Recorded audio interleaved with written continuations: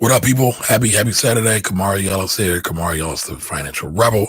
This is the Finance Rebel Show. And y'all know every Saturday we do our wealthy conversation. So this Saturday, we are talking about budgeting. Yup, that big gruesome B word that everybody seems to hate.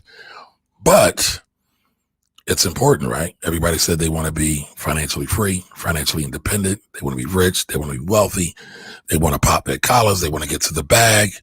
All right, cool. If you really want to do all that, then one of the things you really need to do, if you want to do it on a long-term basis, if you want wealth on a long-term basis, you have to be able to control your money.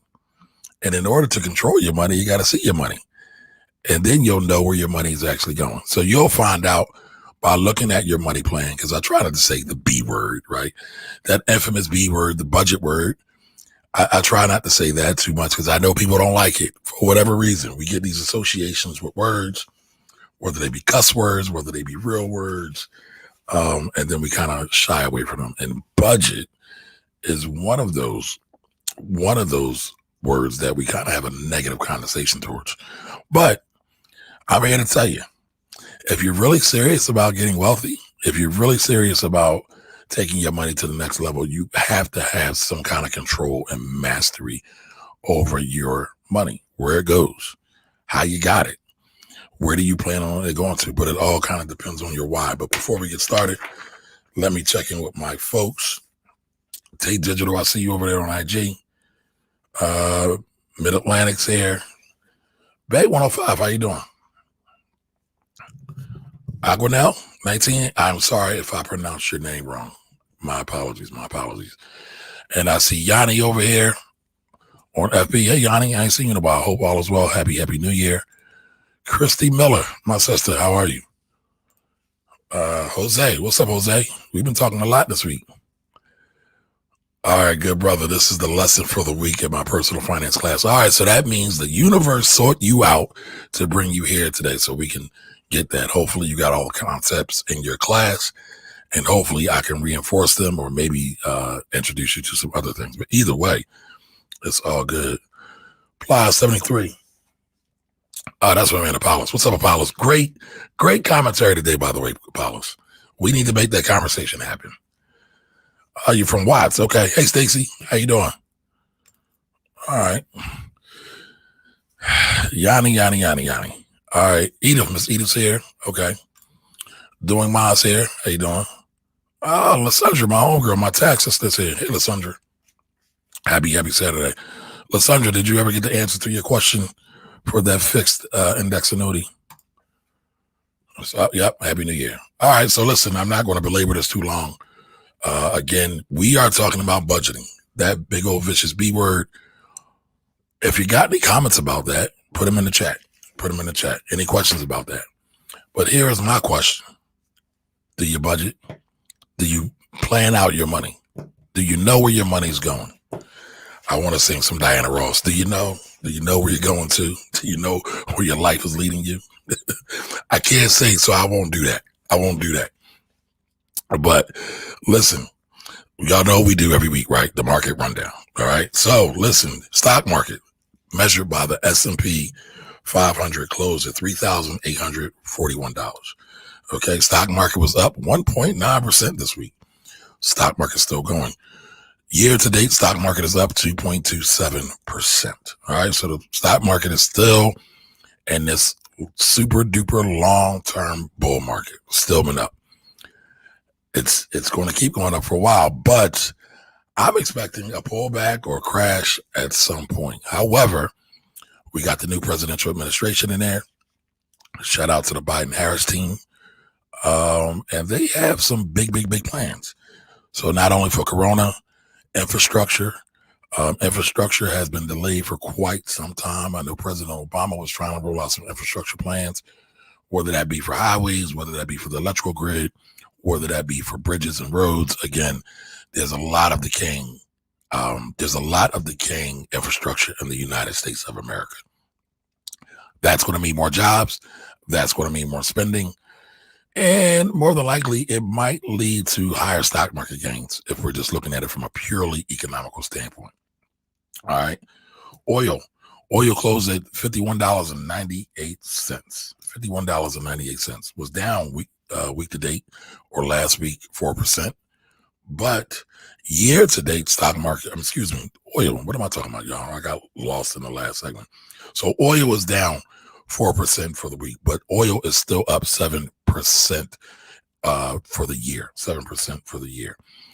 Got an announcement that there's more oil, there's more supply in oil, right? There's more barrels in the inventory than many people expected. Something like 4.4 million barrels that were in inventory. So basically, people, again, are not driving, not flying, and not taking the train as much as they did in the past.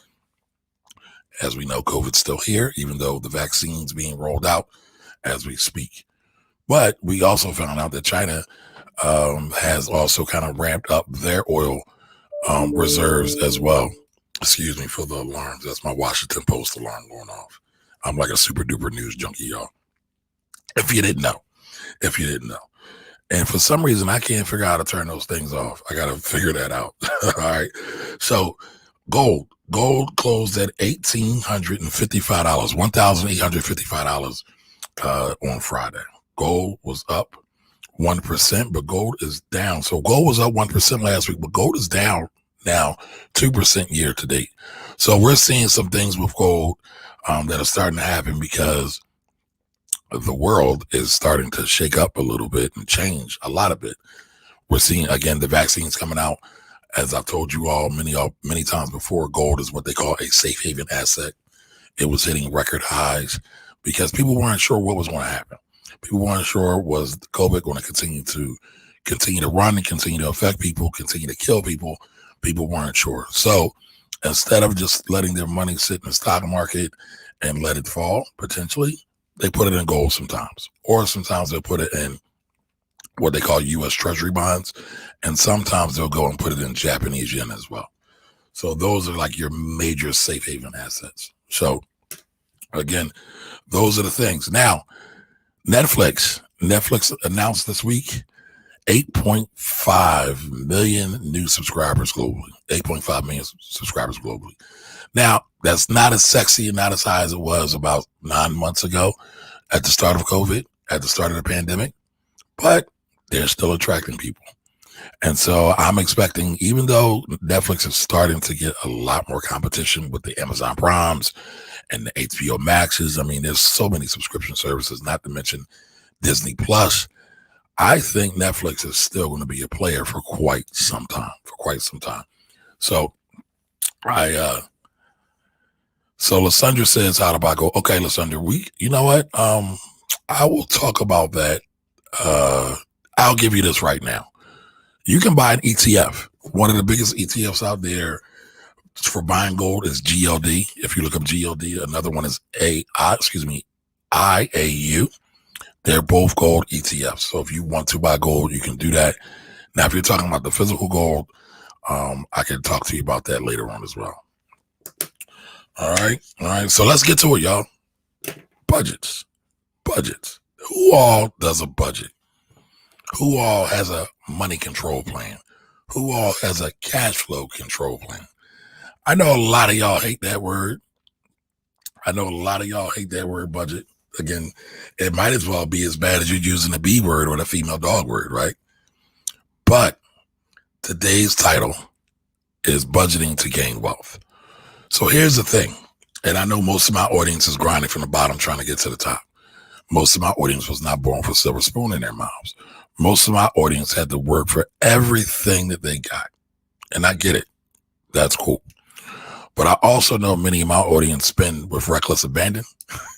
They buy with no reason, or the only reason that might be that they buy is because it felt good or it looked good.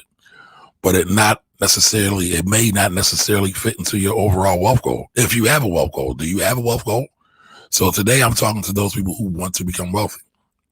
So you have to think about things, right? And I know many of you say you do, but do you really want to? Do your actions match up with your words? Again, do your actions match up with your words? That brings to mind, young ladies often ask me, Kamari, I'm dating this guy and he says he likes me, but it doesn't feel like it. And I always say, does his actions line up with his words? Now, some of the fellas get mad at me because they feel like I'm snitching out the brotherhood, but I got a lot of sisters out there who rely on me and kind of hold me in a big brother capacity. So I try to stay true to that without, dogging the brothers. So again, if a man or a woman, for that matter, if they say they're going to do something and their actions don't reflect that, that's a big, big telltale sign. By the way, it's not just for relationships, right? Or it is not just for romantic relationships, any kind of relationship.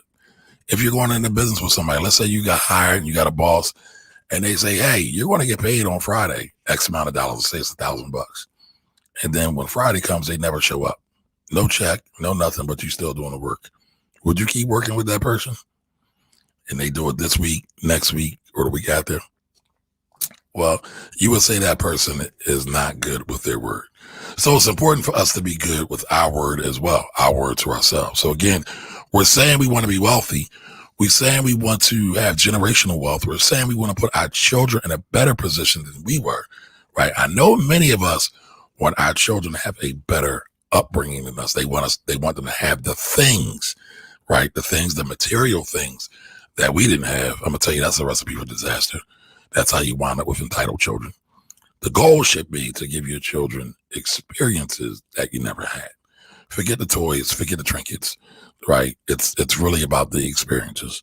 It's really to help them mold a better and stronger mindset, and also help you mold a better and stronger mindset. But again, going into budgeting, right? If you really want to be about that generational wealth life, that legacy wealth life, that I'm going to get rich, swaggy, get the bag and drive the foreign car and the foreign clothes life, this might not be for you. But if you want the generational wealth and you want the legacy wealth and you want everything else, then stay around and we can have a conversation. So again, I would start with, what's your why? Why do you want to get wealthy? And are you really serious about getting wealthy? And we can interchange wealth and rich today. I'm not going to be a stickler about the words, even though they are different. Why do you want it? When do you want it? How do you want it? Right? Do you want to get wealthy just to buy jewelry? Do you want to be wealthy to buy cars? Do you want to be wealthy to get fancy clothes? See, my wealth journey is for the generations. Now, me, I'll be honest, I would like to do certain things, go certain places, but I'm a regular kind of dude. I don't want a whole lot. Maybe every now and again, I might want some surf and turf, right? Maybe every now and again, I might want some sneakers. By the way, I've never had a pair of Jordans in my life. Never purchased a pair of Jordans in my life, right? Could never afford them. Could never. I've had the money, but I couldn't justify it, right? So I don't want a whole lot. What I want is, I want for my children and my children's children, children and children's children. That is Proverbs 13:22. For any of you Bible lovers out there, I want them to have an inheritance. I want them to have the ability to have better experiences than I did. And I've been kind of reflecting back on this a little bit, because I did grow up in the height of the crack era, right? In Philadelphia, where they were selling crack rocks like you had a wicked jump shot. It was crazy. It was bedlam. Murders were at an all-time high. Murders were actually higher then than they are now. Many people complain. And I think about that. I'm probably a little scarred by that. So I want to be able to see my children not necessarily to have to succumb to their environment in which they are in. And so I want them to be able to get the best education, be able to travel and have great experiences, and do things, again, not just for them, but for their children and their children's children as well, going all the way down the line. So what is that going to take? Well, that's going to take me. That's going to take me being the ultimate master of my money, right? So let's get into what exactly is a budget, right? A budget merely is a recording of where your money goes, where it comes from, and then where it goes. So let's say you make $1,000 a week. I don't know what kind of job you are. Insert whatever kind of job you have into that slot. You make $1,000 a week. Your housing let's say your rent or your mortgage is, I don't know, $2,000 a month. Your electricity is another 500. Your water and your gas is, let's say, another 500. So you got roughly $3,000 worth of utility and mortgage payments. We haven't even gotten to food. We haven't gotten to transportation. We haven't gotten to clothing. We haven't gotten to insurance, right? We haven't gotten to any of those things. So it takes you 3 weeks just to pay for all of your monthly big expenses, right? And food is a big expense as well, right? I kind of left that out as I was talking through that. But how do you plan to pay those things? Do you have a plan? Sometimes, we kind of get our paychecks, or at least a lot of people that I've known over the years and many of my clients over the years, we get our paychecks and we go to the bar. Well, the bars that are open where you live at. The bar is not open where I'm at. Well, some of them are actually. Most of them aren't though. But they go to the bar, they go shopping, they go everything else. They never thought about savings. One of my first rules of thumbs is save first. But we'll talk about that some more. But I'm just leaving that little breadcrumb there. Save first. But you get all those things. They're coming every month, every week. And we're not approaching this with any kind of systematic rationale, with no kind of game plan. Now, if you were going on a trip somewhere, let's say you wanted to go on vacation, you would kind of have a plan. You would know you got to pick up the car. If you're in the car, let's just say I'm in Philadelphia and I want to drive to Atlanta, right? I call Atlanta what coined the East, y'all. They got it going on, except for the non-maskers down there. But I'm driving from Philadelphia to Atlanta. What do I have to do? Am I driving my car or am I renting a car? Right? Let's say I'm renting a car. I need to go pick up that car. I need to put gas in that car, right? I should probably check the tire pressure in that car, right? Then I got to pack the car up and go. All that preparation to go on a trip. We should take that and apply that to the preparation for our money every month, right? What do you have to do? Again, a lot of times we get money and then we just start to mindlessly spend as soon as we get the money. An old boss of mine says everybody's inflicted with the spender's disease. And he's right. Now, part of it's our fault and part of it is the fault of overall society. We get pumped with roughly 5,000 ads every day, or what they call brand impressions. So you see a brand impression every day. So like right now on my sweatshirt, if you're watching me on YouTube, Instagram, or Facebook, you see the Finance Rebel. Sorry to my podcast listeners who will listen to this later. You see it, brand impression, Finance Rebel. That's one brand impression as my brand, right? But then throughout the day, you'll see probably a million others for the likes of, let's say, some sneaker companies, some coffee companies, some fast food companies. I'm trying not to say any brand names. They don't pay me. They haven't sent me any dollars, so I don't feel the need to give them any shout outs. Right. So you see these and they trigger signals in your brain to spend money with them. A lot of people don't realize that many of these corporations spend billions of dollars a year hiring psychiatrists and psychologists and therapists to understand the mind of the consumer and what will make them buy. And so they operate oftentimes off of your impulses, off of your emotional impulses. If you ever get a chance to read some of the sales material, some of the great people, they say in order to make a sale happen, you have to sell to someone emotionally. You can't just sell to them logically, right? I could say, hey, you need life insurance. You're going to die someday. Your family's going to need you. That won't work, right? That won't work. I didn't appeal to them. Hey, if you die someday, your daughter might be destitute and your wife may have to marry some man to take care of them that might abuse them. So then I'm kind of appealing to their emotions. Not the best appeal, but I think y'all get the drift, right? So you have to appeal to a person's emotions. That's what all of these studies are for. And by the way, every time you're on a website with all these cookie requests, they're studying you. They are studying you. They're gathering data on you. And you might not think it matters, but it absolutely does. So if everybody else is putting is putting all of his time, attention, and resources into getting your money, I think it will behoove you to put your own time, attention, and resources behind to protect your money and use your money to go towards your goal. All right. So, you want to start putting some planning into that money instead of just letting that money mindlessly go. Many times people think a budget is punishment, right? I've helped a couple people over these last couple months do some budgets. I used to stay away from them. I tend to stay away from them a lot, but I've helped become one is a good buddy of mine, and she is a business owner, and she works a job as well. Great business side job. And I've asked her several times to go over her money because the question that she asked me was, Kamari, when can I quit my job? I don't know. How much do you need to live off each month? Will your business support you? I don't know. Well, if you don't know, how you expect me to know, right? My crystal ball ain't that good.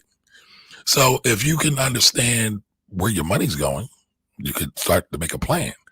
But she wouldn't make the plan. So what I had to do is I literally had to call her up and say, let's go through your bank statements. Let's look at them line by line, right? Where's your money coming in from? It's coming in from your job. Great. It's coming in from your business. Great. Where do you spend your money? When do you spend your money? Oh, you went out to dinner on Monday. Oh, you went out to lunch on Tuesday. Oh, you went out to lunch and dinner on Wednesday. Oh, on Thursday, you went to breakfast, lunch, and dinner. And then on Friday, you went and got coffee, you got breakfast, you got lunch, you got dinner, and you got a snack. So your money is going into the pockets of everyone else being rich. And what she said to me was that, wow, Kamari, I'm really eating my money, right? I'm eating my money because she's going out to eat instead of cooking at home. Now, I am not the latte Nazi. I am not the eat out Nazi or any of that. I believe in living life. I believe in living life to the fullest. However, we're adults here. So there are choices we have to make all the time. So we have to make a choice to say, hey, I'm going to spend $50 at dinner, and that's a cheap dinner, especially if you got family. But I'm going to spend $50 at dinner tonight, and I haven't saved any money, nor have I invested any money, nor have I saved for retirement, nor have I invested for retirement. My priorities may be a little bit off, right? So that's why I asked you, what is your why?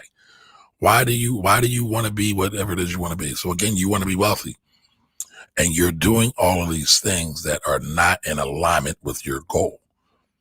A budget, a money plan, a money control, whatever you want to call it, helps you to get in alignment with your goals, helps you to get your money in alignment with your goals. Again, one of my favorite books is The Richest Man in Babylon. And The Richest Man in Babylon, it says, a part of all you earn is yours to keep. Again, a part of all you earn is yours to keep. What does that mean? Because that sounds like some old school, antiquated, old man down south, out backwoods saying. It just means that save first. It just means that when you get $10 in, make sure you save at least $1. I would say $2. But right, I would say, again, save first before you pay anybody else. Save first. So when you get into that, it's really important. Again, I talk a lot about investments. I talk a lot about tax. But again, I've just had several situations with working with clients and some friends where they ask me about budgeting, where they ask me about like, where's their money? So if any of you have ever said to yourself, where's my money? I don't know where my money goes. It's because you're not tracking it at all. Now, I'm going to be totally honest with y'all. I don't necessarily do a budget, but I have goals, right? And I'm always checking my money and I know where it goes. I'm really kind of methodical in that way. But as I'm getting older, I'm finding I can't do that as good anymore. So I had to start writing some of the stuff down, right? So, I know what my electric bill and my gas are combined. I know what all that is every month. I know what my mortgage is every month. I know I need X, Y, and Z every month to do this. And I want my savings to go there and do that, and investments as well. I kind of know all that in my head. But now, again, like I said, as I'm getting older, I can't do it as much anymore because I have a lot of other people's numbers in my head as well. So I have to start putting paper to pad or keyboard to Excel sheet or looking at like a program like a Mint as well to make sure my financials are in order. But again, that's what a budget is. It's just a way to track what comes in from your job or your business, your side hustle, right? And also to track the outflows, what goes out. Now, I want y'all to think about this. Have you ever heard of the term called infinite banking? Or like, let's stick with life insurance. Life insurance.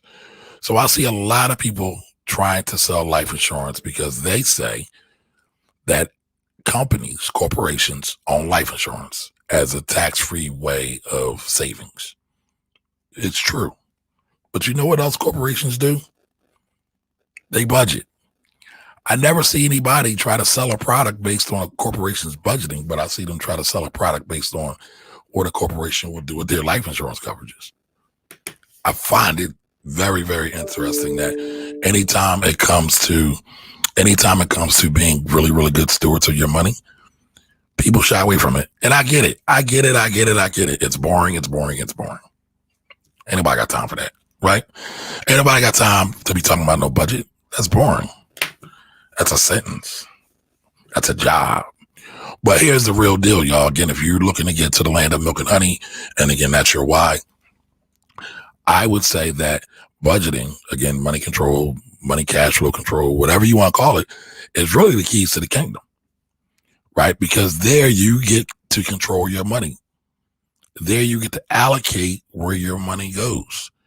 There you get to see, hey, this isn't the best use of my money. So one of the things I love people to do is like, where do you start? And I know a lot of people haven't done budgets, right? So I'm not talking about anything radical, right? I'm not talking about anything really super drastic, right? I'm not saying everybody should go from spending, I don't know, $600 a month on eating out, going to $5 eating out. Well, maybe instead of spending $600, maybe you spend $400 next month. Right. And you try that for a couple of months and you try to eat at home more often. By the way, it's more healthier for you. Right. As we all are noticing now, health really is the true wealth. Again, health really is the true wealth because diet is everything for us. Right. So, and we need good diet so we can have good health so we can be around to spend the money that we make. All right. So, again, the budget, the cash flow plan, the money control plan, whatever you want to call it, is the way that you control your funds instead of letting the commercials and all of the organizations control you and your pocketbook and your wallet. I mean, that's part of the reason why I call myself the financial rebel, because you really do have to have the mindset that you're going to rebel from overall ordinary life programming. You can't be average here, right? If you want to be average here, this is not the program for you. I probably should have said that at the top of the program. But if you want to do something extraordinary, you have to be willing to kind of go against the grain. You have to be willing to say, you know what? I'm not going to go to that party tonight. I'm going to stay home and read a book. Right. So, again, I'm not saying you can't have fun. I'm not saying you can't do some things. I am just saying that you have to be very, very, very conscious, intentional, and proactive about planning out your money and executing that plan. Right. I didn't want to get too technical with like categorizing your money and things like that. But I just wanted to kind of say at the top level and then, kind of give a guideline of how to think about it. Right. So one way, and I was inspired by this because somebody asked me this a few shows ago, like what percentage of your money should go to what? All right. So I didn't give her a straight direct answer because I find that people are all over the place. But I did some research and I heard this years ago, Elizabeth Warren has I want to call it the 50-30-20 plan. Again, the 50-30-20 plan. So 50% of your money should go to housing. 30% of your money should go to discretionary spending, going out to eat, things like that. 20% of your money should go to savings and debt removal or debt reduction. Again, 50% to housing, 30% to discretionary spending, and then 20% to savings and debt removal or debt pay down. So if you start to look at what you have, what you're spending your money on and how it fits into that, right? So I would say again, rent, mortgage goes into housing. I would also say utilities goes into housing. I would also say any insurances that you have associated with your housing goes under to the allocation, right? And so again, if you, let's say you make 4,000 a month, and let's say you spend 2,000 a month on housing, you're at about average. Anytime you go up or down, you're kind of blurring the lines a little bit. Ideally, you want to go down because the less money you spend on housing, the more money you have for savings. All right. And out of that, again, that $4,000, 30% would go towards discretionary. So what's 30% of 4,000? I want to say it's 1,200. Somebody check my math on that. That's watching me live here. Victor, how you doing? All right, so 4,000, and then another 20% of that 4,000 going again to savings or debt reduction would be $800, right? So 2 times 4, right? $800. So you could start to really start crafting your life, figuring out how to save money on housing, figuring out how to save money on discretionary income, or discretionary spending, and figuring out how to increase your savings, figure out how to increase your debt pay down. Hopefully none of you have debt, right? Y'all are good. But I know I have debt. I got a mountain of student loans.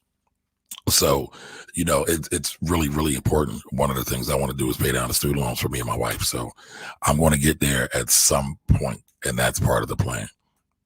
But again, now, as you look at the budget, again, 50% ideally should go towards housing, 30% should go towards consumerary spending, 20% should go towards savings. Now, I'll tell you something.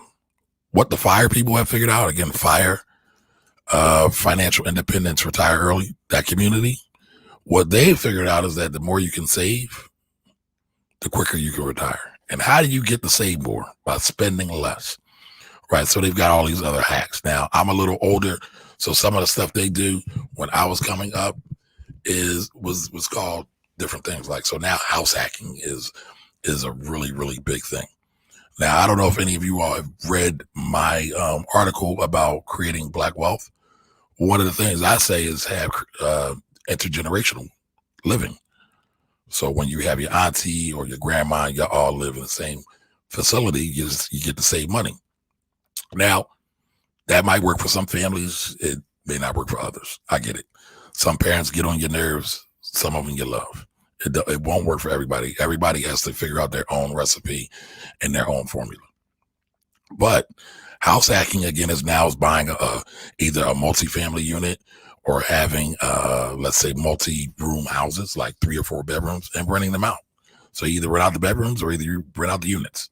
But something's getting rent out. And the cost of housing gets to be decreased because you are sharing in the overall cost. And if you are the owner of said property, you get a double bubble. You get a bonus because you get the equity in the property. Now, back in the day, I think I told the story again. I said to my dad, I said, you're house hacking. He said, what in the world is house hacking? I said, where you live in one piece of the property and you rent out the other piece. Oh, he said, he said, I thought that was just me having a property and I just rent out the other pieces. I said, no, they call it house hacking now, right? So now they call it's house hacking, but the premise is still the same. People have been doing that forever, right? So you figure out different ways to intentionally lower your expenses.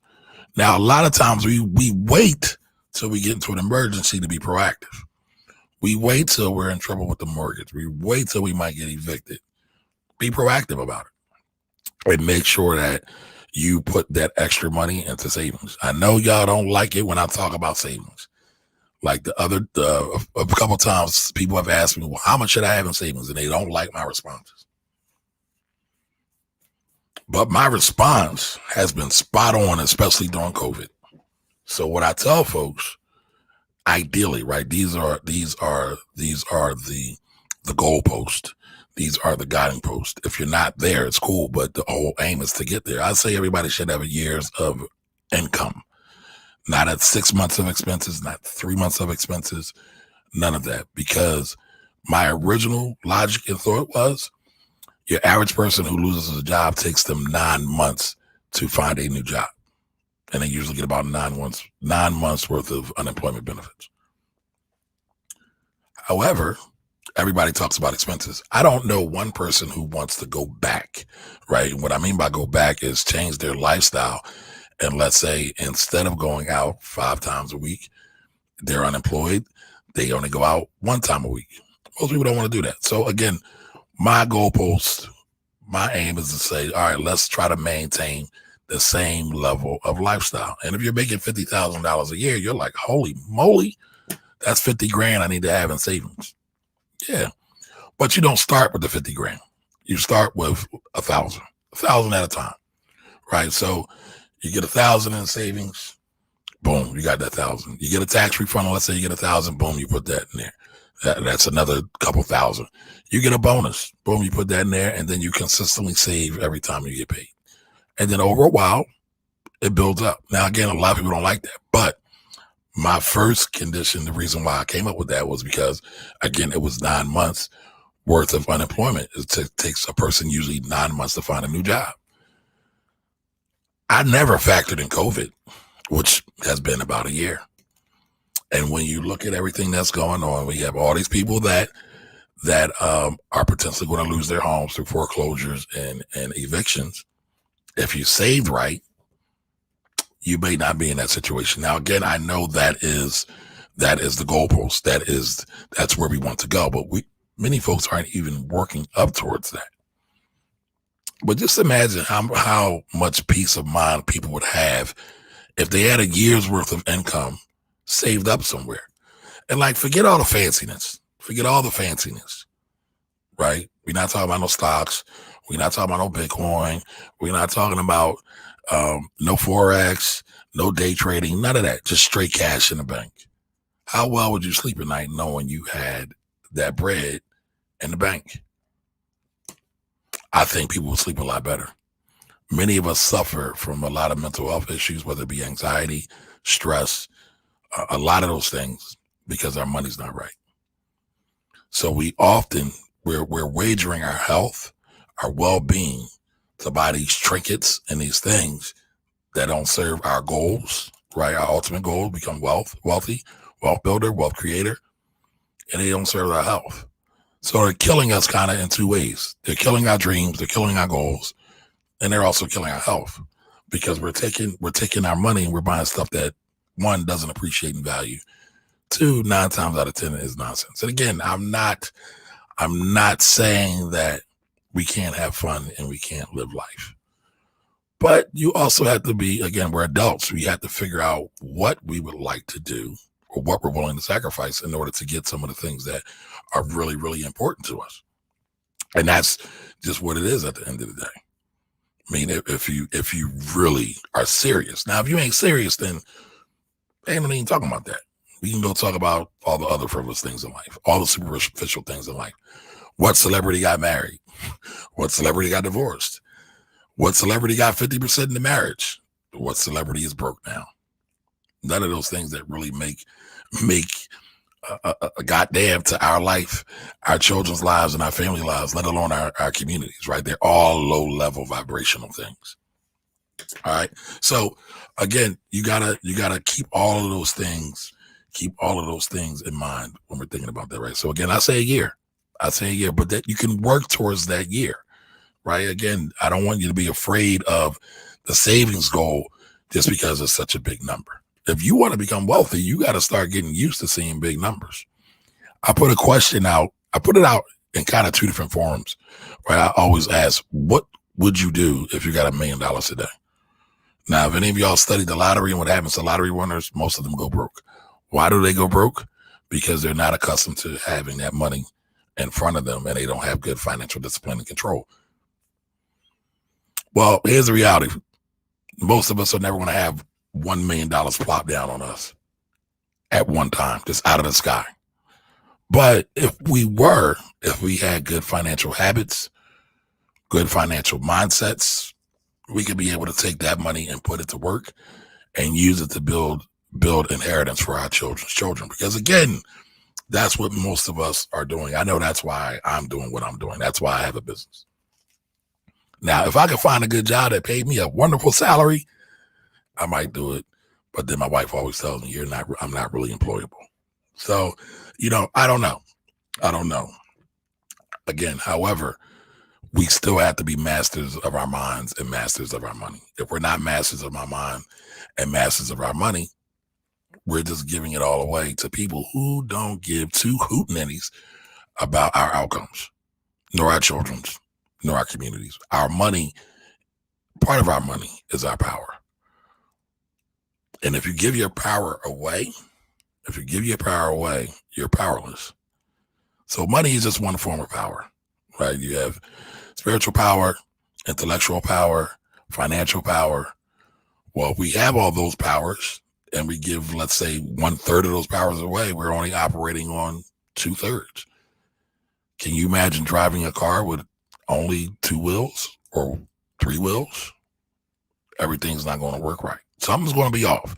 You might be able to make it a couple blocks, but man, you're going to be struggling. But how much faster could you get there if all your tires were inflated and moving regularly on schedule? But that's what we have to start working towards, y'all. A budget, a money master sheet, whatever you want to call it. Let's come up with a name for it, y'all.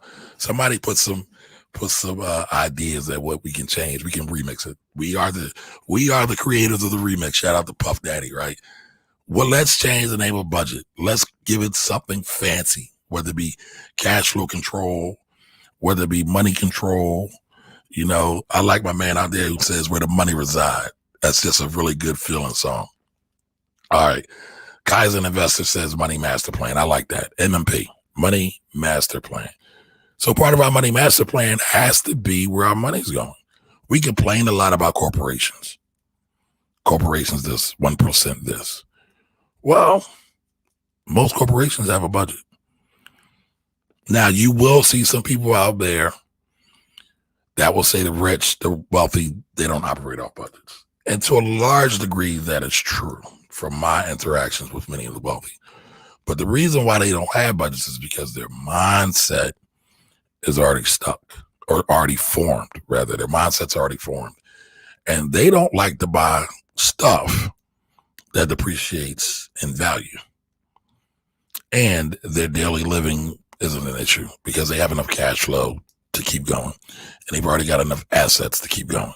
So they've kind of already done the hard work. It's a phase, right? So many of us just haven't gone through that phase, right? If any of y'all follow, who's a good example here? I mean, if you just think about life, right?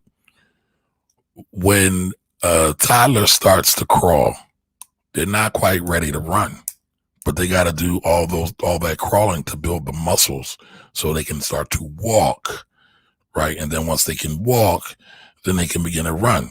But those are different phases. A lot of times we just want to jump all the phases, all the steps, right? We want to go right to running. And sadly, it doesn't work like that, folks. We want to get to the destination. We're not interested in the journey.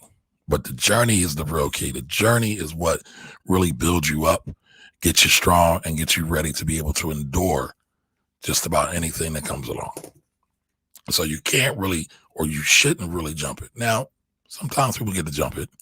Sometimes people's lots in life are different. But if your lot in life was very much like mine, where I was on welfare when I was a child and I actually happened to be in welfare when I was a single parent in college, then you got to do what you got to do. You got to start from the bottom. But, those to me are all the reasons why you should have again, we're not using the B word no more. We're going to call it the money master plan.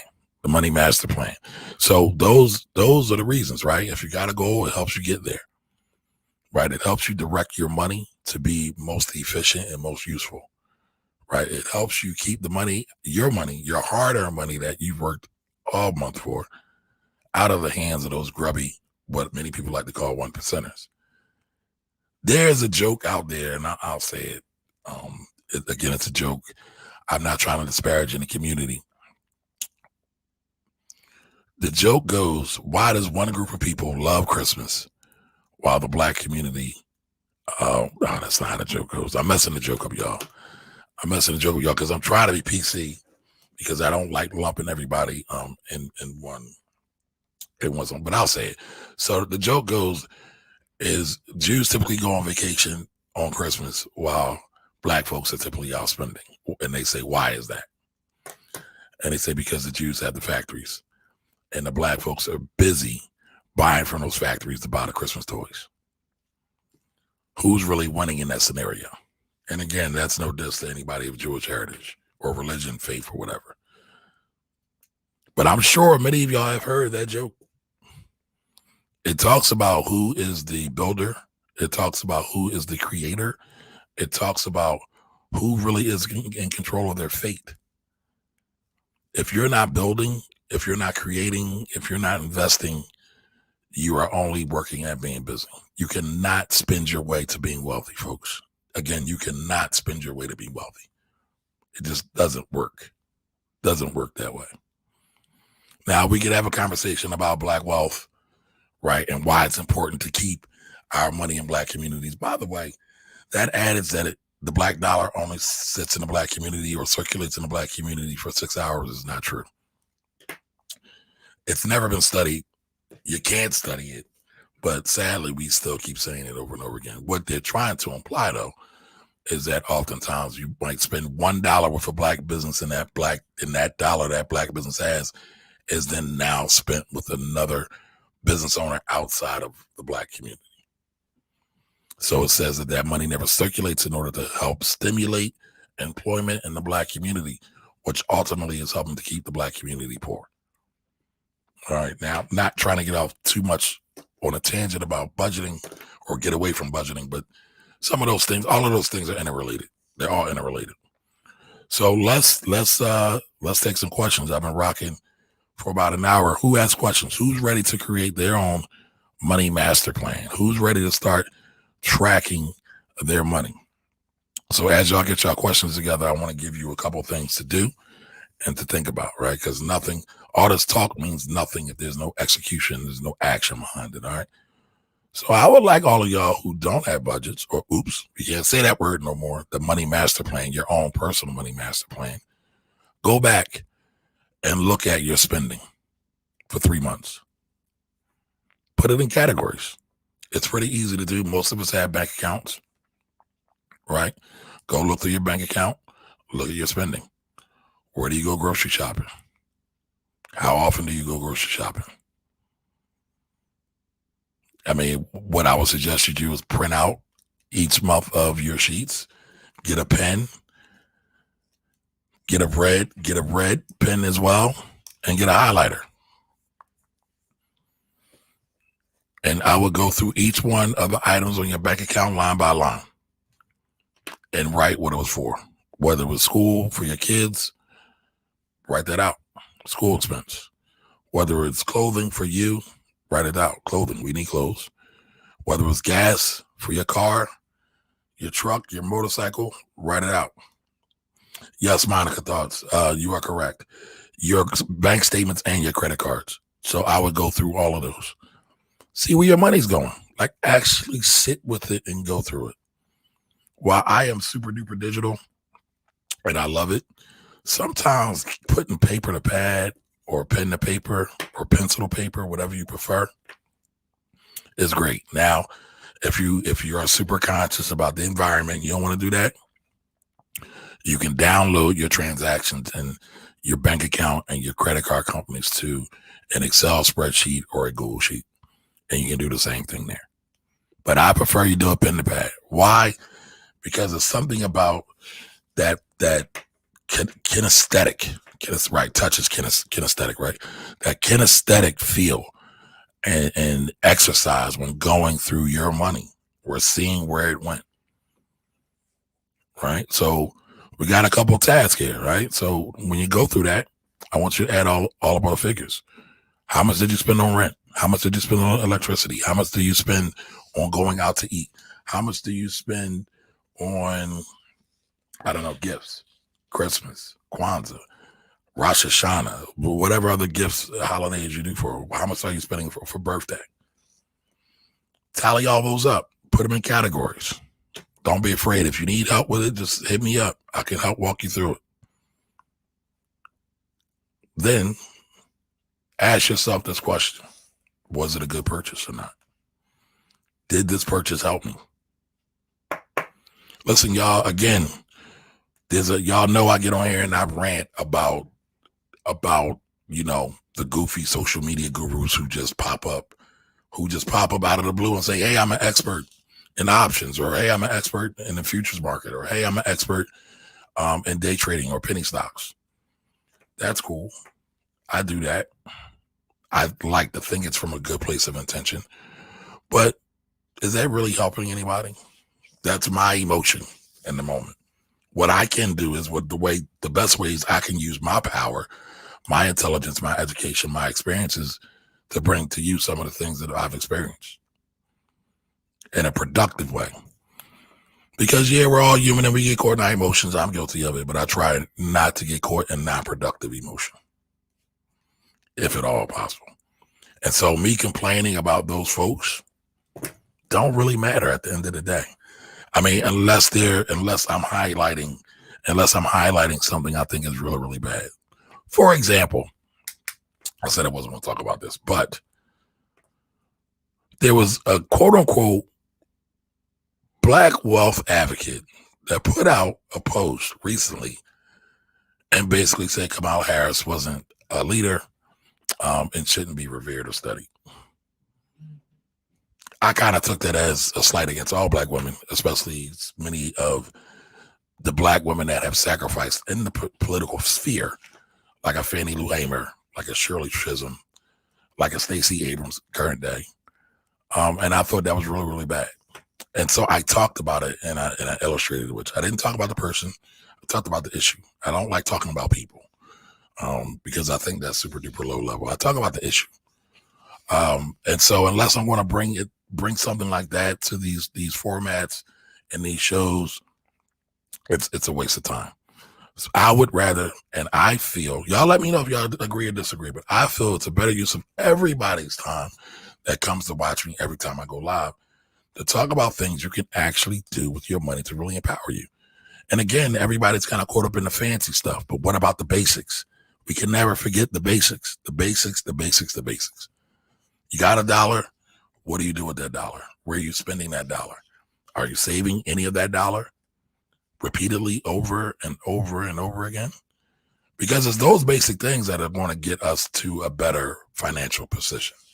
It's those things that's going to get us to a better chance of truly creating wealth, not just for ourselves, not just for our families, but for our communities overall, and to really make it one big cycle over and over again. That's what we have to do. We have to change our habits, right, and our mindset. I don't know which one comes first. I would say mindset, but I believe habit also reinforces mindset. So again, I don't know what comes first. So I would say we have to become more mindful of where our money is going. And we have to become really, really mindful about how we save. And again, people don't like that. People don't like that I harp on savings. Nobody ever went broke from saving, especially when you are trained to be consumers. We are all victims of our programming.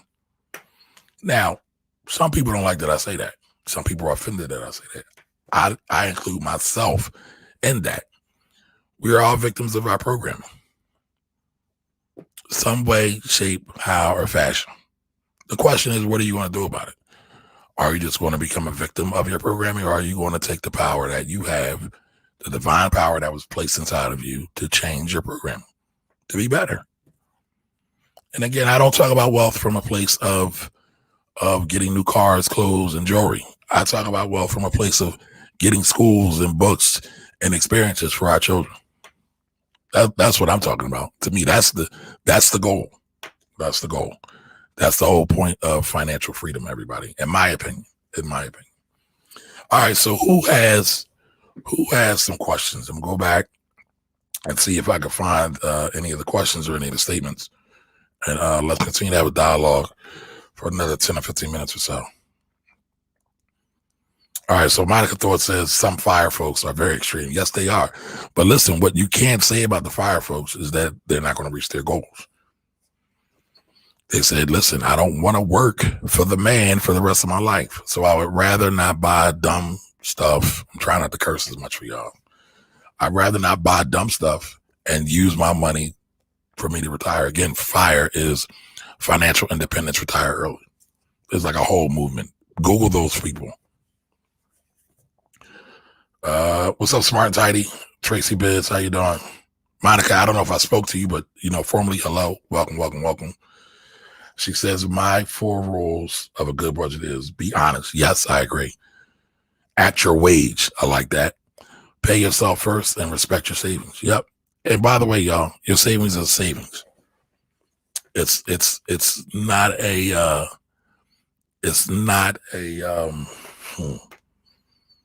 what's the word I'm looking for here? What is the word?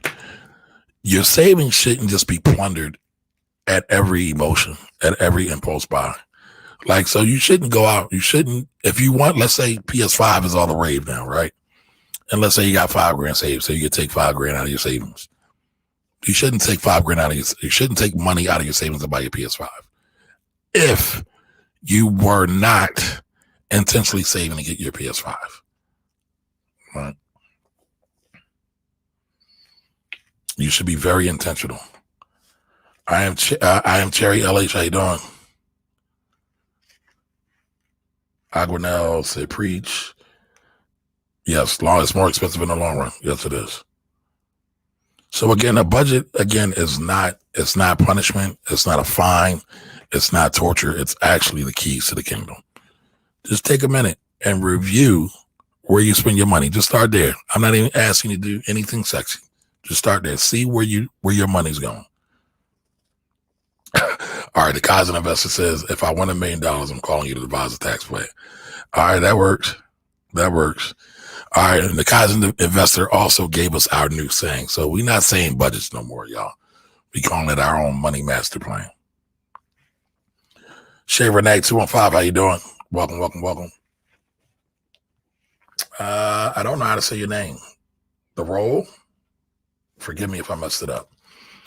And again, Monica says, just again, go back and check your bank statements and your credit card statements. Take a minute and go over them. Print them out. Get your highlighter, get your pen, and get your pad. Write them all down on the statements. Ask yourself, is this a good purchase? Is it a bad purchase? Categorize them. Hey, Brenda, how you doing?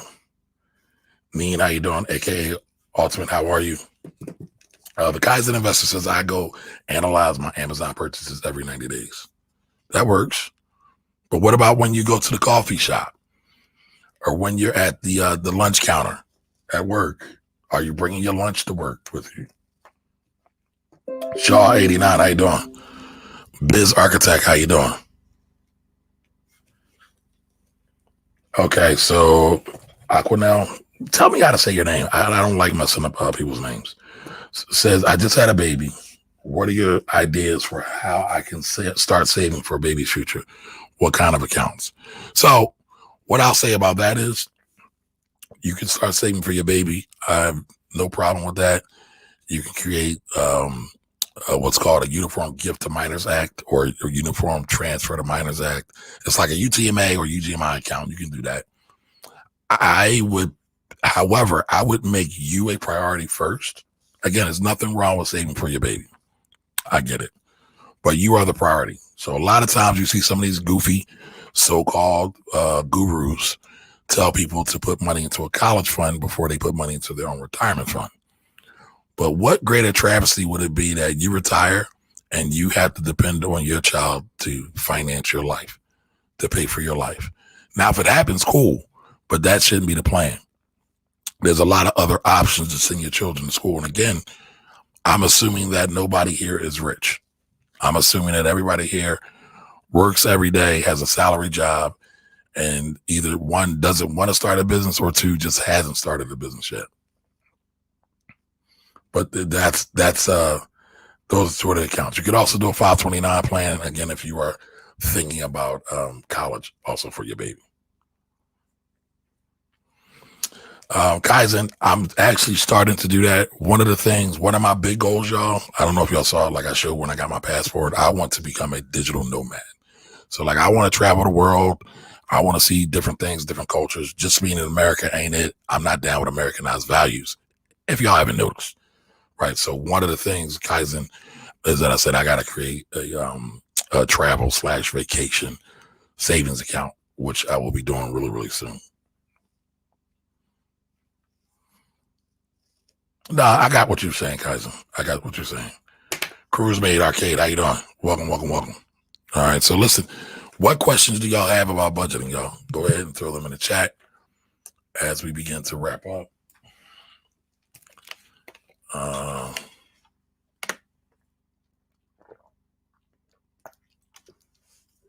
right, so I got the most of y'all earlier. So Lysandra says, right, giving your money an assignment. Lysandra is dead on.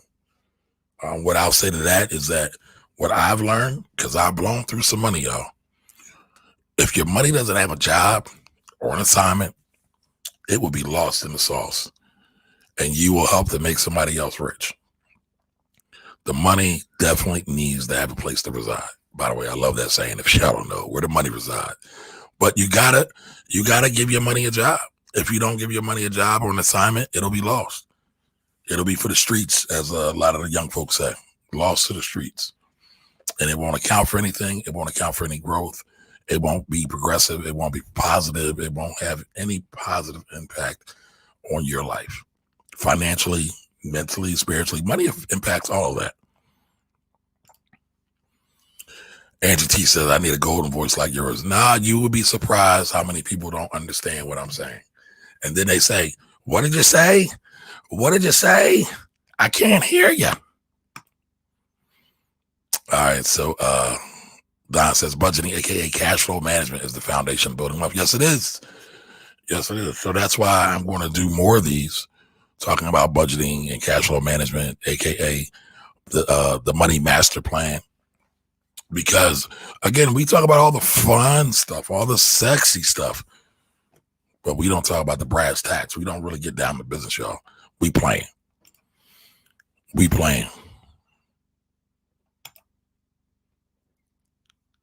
Okay, so let's, I answered this question. Yes. So type in those ticker symbols, GLDIAU. And by the way, that is not an investment recommendation to buy or sell. This show is for educational purposes. Doing Miles says, I have GLD, but read that it's better to buy bars. I don't know. I don't hold the same sentiment. Some people like the bars. I like the liquidity of it all. Yes, that is correct, Miss Edith. So Angela Smith says she budgets. Angela Smith is over there getting to the bag, y'all. It's another one of my tax sisters. Still working. All right. All right. Well, listen, Yanni says, I have a wealth goal now, trying to make a change now. Make them a little bit at a time. It's something a buddy of mine said to me years ago that really changed my thoughts on things. And he said that revolutions, right, really fast and rapid changes usually don't last. Evolutions, however, do. The slow and steady changes, the habit development, right? So when you get up every day and you have your clothes laid out and you say, you know what, I'm going to just go to the gym no matter what. That's the habit. I'm not thinking about anything else. I'm just going to go to the gym. Just do that one thing. And then when you get to the gym, you say, all right, well, I'm going to get on a treadmill. I'm going to get on a row machine. But the commitment, the habit is just getting to the gym. So you lay your clothes out the night before and you get there. That's the thing we got to work on.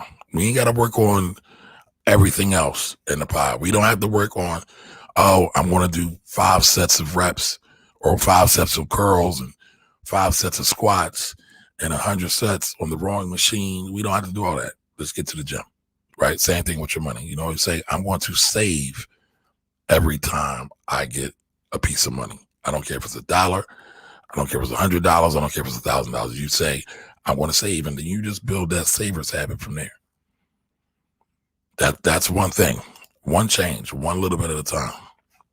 I didn't see Mr. Allen in the building. Did I miss Mr. Allen? How you doing, Mr. Allen? Welcome, welcome, welcome. Thank you for being here. Thanks for coming in.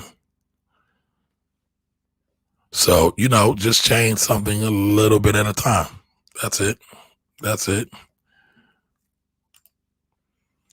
All right. So Don Johnson says silver spoons, question marks, man. I wish I was born with a plastic spoon. I'm heating the house with the oven generation. Yeah. Yeah.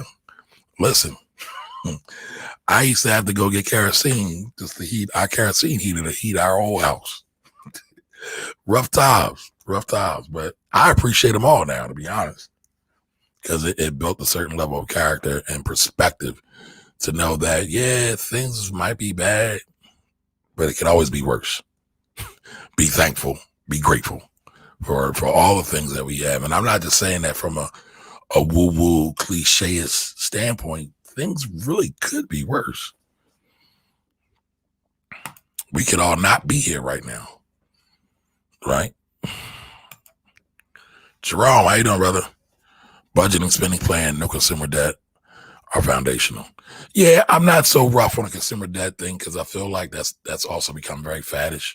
Even though consumers absolutely have a problem with consumer debt, the data bears that out. When you look at the roughly $14 trillion in consumer debt that American citizens have, it's a problem. Most people have no financial discipline and control. But I think, again, I'm trying to keep it simple here. Don't want to go too deep. Let's just get the habit started. Let's start reviewing our expenses. Let's just start asking the question, do I really need this?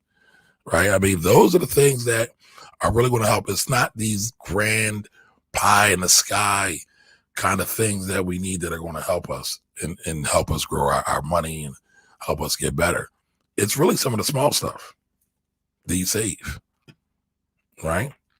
If you work a job, are you saving in your 401k? Does your 401k match? And if you're not saving in your 401k match, are you missing out on free money? Again, I'm feeling a rant coming on because I see so many people talk about how 401ks are bad. None of these people are credible. None of these people have really worked with 401ks nor advised, but they have these large followings and they tell people 401ks suck. But I'll tell you, I know several people who have built $1 million empire just in their 401k alone. But, we like to listen to the truly uninformed, uneducated, unexperienced people. And I don't know what to do with that. And I kind of gave y'all my thing. But the only thing I know to do with that is try to bring y'all the truth in real perspective. All right, so Don Johnson, this is great. His why he does a budget, why he's being financially responsible is because he ultimately wants time freedom. He wants time freedom. That's one of the best wealth outcomes you could ever have. Lysandra says, I've never had a pair of Jordans either. Yeah, I haven't. I might get some now though. Let me, maybe I'll be a bonus. There's a couple I like. Most of them I don't. There's a couple I like, but having 100 pair of shoes in the closet makes my skin itch. Now, I don't know if y'all saw the interview I did with a buddy of mine who actually is a sneaker investor. His why is a little bit different. He buys sneakers, he keeps them, and then he resells them. But he only buys special sneaks that are there for reselling. If you listen to my podcast, you heard that episode. I can't think of what it is, but it was the episode with Darren Miller. All right, so Yanni's wives leave a legacy for my family. Good. Mr. Edom says, y'all saying y'all get mornings. Proverbs 13:22. Yes, it is. A good man leaves an inheritance for his children's children. Now, back in the day, y'all know that was written by some folks that didn't have color and they didn't necessarily respect women. I'm pretty sure the Bible should have said a good man or a woman or a man that is good will leave an inheritance for their children's children. Hey, Barbara. Oh, man, I wish I heard what was said before the disclaimer. I don't want a lot. I was talking about like just stuff. I'm the guy. I literally, y'all, I swear to God, I could wear sweatpants and a sweatshirt and a pair of sneakers every day. I've made the vow I'm not wearing suits anymore. Well, I'm not wearing ties. I really don't wear suits that much either. None of that stuff really means anything to me. So that's all I'm saying. I was saying I'm simple. That's all I said, Barbara. Money buys choices. Yes, it does. So Ms. Edith says, crack in the South Bronx was my life. Still seeing the impact on these families. Yes. Yep. So Ms. Edith says, budget, tithes / offerings, rent, food, credit cards, electricity, one stock. So is that what you do every pay, Ms. Edith? Hey, Jody, what up, African? How you doing? Yeah, savings, no vacation trips till I get it right. I mean, you could. I think vacations and recharging are keto too, right? As much as I talk about money, I think we also have to put an even concentration into our mental health as well. And sometimes we just have to unplug. Tiffany Floyd, what's up, lady? How you doing? Yes, doing mine. All sales associations, organizations teach you to sell to emotions. Hey, Angela, how you doing?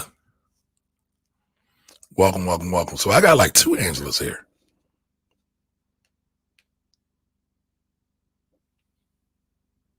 All right, let's see. All right, so Kaizen Investor asked, how often do you review your budget? Weekly, bi-weekly? Do you automate? So I do automate some things, but I'm looking at my stuff now weekly because my goals are starting to change. And so I'm recalibrating some things.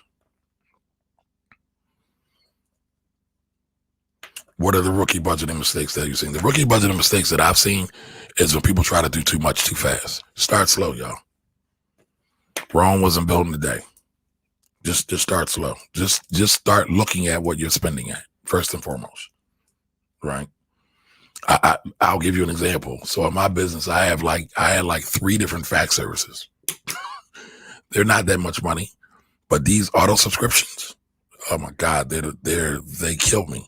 So I'm being more diligent about going through and seeing, well, do I use that? Now, part of the problem with my fax services is I spend a lot of time on the phone with the IRS. So I'm always faxing the IRS something. And one time, one service went out. I was on the phone with the IRS. I signed up with another one because what happens is I'll be on hold with the IRS for, let's say, 20 to 30 minutes. And then if something doesn't go right, I get disconnected or they'll hang up on me. So I'm always trying to get everything in that call when I'm calling up for clients. But so one time I wound up getting a duplicate fax situation because they got my card all messed up. And then I left it like that for a couple months and I got billed a couple times.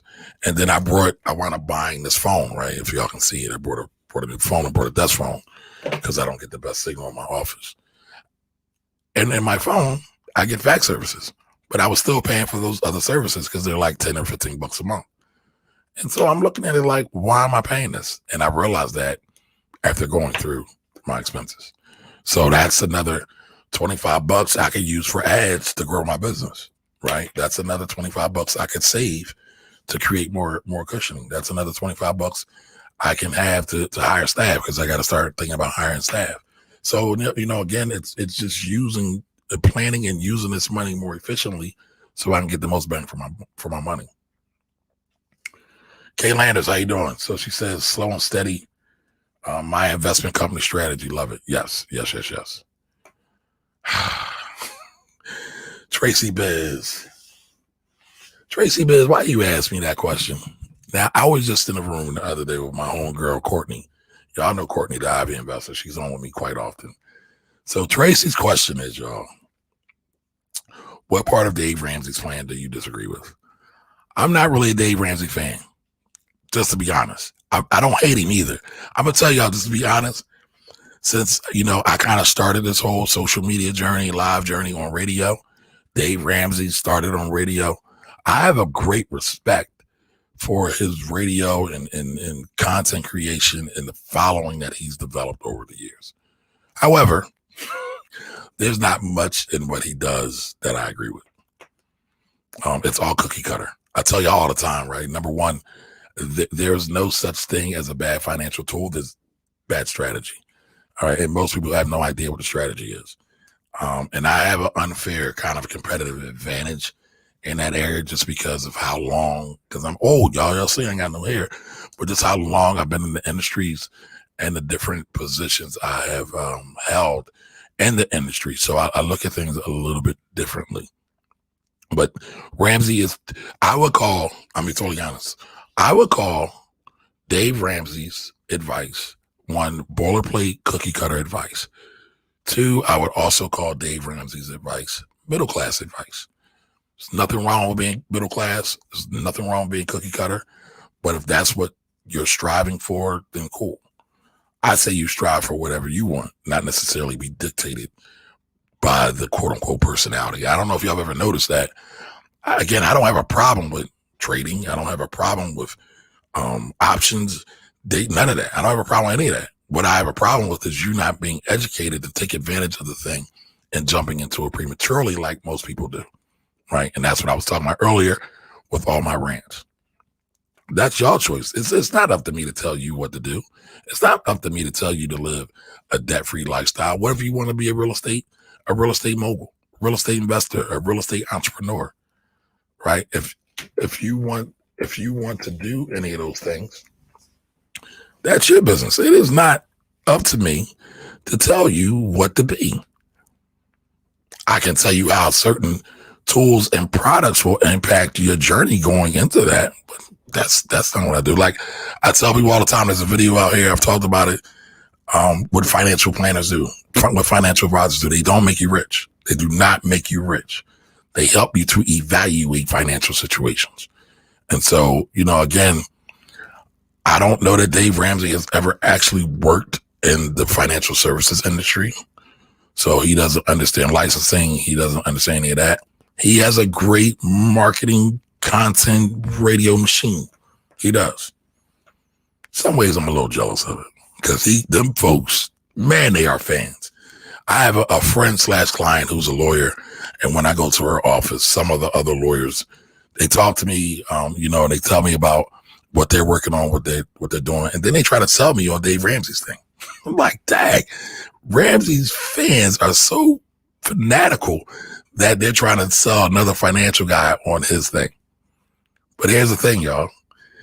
If you really want to be wealthy, like wealthy, if that's your goal, you ain't going to find it in Ramsey's thing. Now, I will say this because I'm not trying to dog Ramsey, right? These are just my opinions, right? Getting your first $1,000 is important. He preaches that all the time. He also gets the credit for the snowball effect. I'm almost certain that is not his, but he's preached it so much that he gets the authorship on it. But I'm pretty certain that it's not his idea. His no debt idea, I think also, I don't think it's very fruitful. But again, I talk about the data, and I will say that most people cannot handle credit that well. However, I'm a big component of financial education. So you got to get to that financial education. So hopefully Courtney won't try to kill me for all that. All right, so where were we at? All right, so Lysandra says, I think people feel like a budget is judgment. Yeah, because people don't all the time really want to face reality, right? And I know we said we changed the name to the Money Master Plan, because budget has such a negative connotation. But again, people don't really want to face reality a lot of times. We like to live in delusion. I mean, there is a reason, and I'm not a psychologist, there's a reason why so many people self-medicate. And that is their way to avoid their reality and their pain. So, oh my God, Barbara, you're so right. So Barbara Richardson, Barbara's another one of my tax sisters, accounting sisters.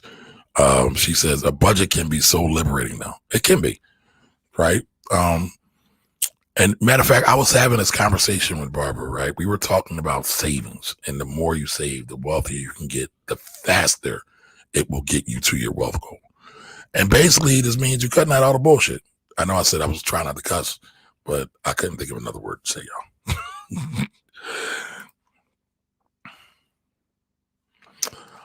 RMIB is my list of favorites. What is RMIB? I might be missing that. Co-sign that book. What book are you co-signing? Did I miss something? Sometimes the comments jumps on me. Barbara, what are we talking about? Mark Daniels, my Wichita brother. How are you, sir? Thanks for joining us. What makes a buyer buy has many psychological aspects involved. Steady buying habits should inform your decision making. Yeah. Yep. Doing Miles says paying yourself first. Jerome says pay yourself first. It should be written into your budget. Absolutely. I think it should be the first thing that happens in your budget. Paying yourself first. Miss Edith says money control is the key to the kingdom. Yes, thank you. I need to write that down. I be having some tweetable, y'all. Some tweetables. Yes, health is the true wealth. Yeah, it is. It is. All right, so Dwayne Miles says I started by taking all the coupon apps and alerts off my phone because I was spending not because I need them, but because it was on sale. Man, I can't tell you how many times I've had that conversation. A lot of times I say, but I got it on sale. So you are addicted to spending. And you think because you got it on sale or you brought it with a coupon that you actually save money when you didn't. That money is still going into the hands of the corporations or the quote unquote 1% that everybody hates, right? Not me. I don't hate them. I'm just talking about what people say, what they say, right? But again, that if you got 25% off, guess what? That 25% off is already baked in the profit. So they're still making money. They just figured out a way to entice you to get into them stores to spend that money. Guess where the money resides, y'all? The money resides in those stores where y'all drop it off at. So Ms. Edith says in the BX, the New York Botanical Gardens offer free tickets to the BX residents. So me and my love sisters planned a date where we all packed our lunch. That's dope. That's dope. And again, I don't think you have to be super duper extreme, and you can still live your life, right? So if you have an outing, you got free tickets, right? You still want to enjoy the day. You could potentially splurge on lunch, potentially, right? But I don't want us to be so dogmatic about a thing that we really miss the true gem. And the true gem is controlling your money. And geez Louise, I missed out on a lot of comments, y'all. All right. Hopefully y'all forgive me. I'm going to try to get through these. Y'all know I like to try to acknowledge everybody. All right. So it's be conscious, intentional. Be conscious, intentional, and proactive about your money. That's another tweetable, y'all. Somebody send these tweets out. As Edith says, right. So 50% for housing. That's where your budget should go. Typically, right? This is kind of the rule, right? But all rules can change and adjust. So 50% for housing, 30% for discretionary spending, and 20% going into savings. When you evaluate all your money and you see them out of whack, you should try to get them into better accord, for lack of a better term, right now, right? Especially housing. And one of the things, like, I'm a big fan of the big rocks theory, right? So y'all hear these gurus on TV that usually don't look like me. They lack any kind of melanin or complexion. And they say, don't drink lattes. Don't go out to eat. They never telling you to say, hey, get a roommate. How much money are you saving with a roommate versus the latte? Now, again, we got a lot of crazy folks out there, so we all got to be careful. And I'm not saying that, but if you have a house that's $1,000 a month in rent and you can find a roommate that pays $400 to $500, how many lattes will that cost? Right? You'll save a lot more renting out a portion of your home than not. I have a couple clients now, think about it, that Airbnb their homes. There's a kind of a filtering mechanism because they have to go through the platform and it holds certain people accountable. But they do Airbnb in their homes. Take them out on tours, cook them food sometimes. It's just an idea, y'all, right? I'm not saying you got to do it. It's just an idea, though.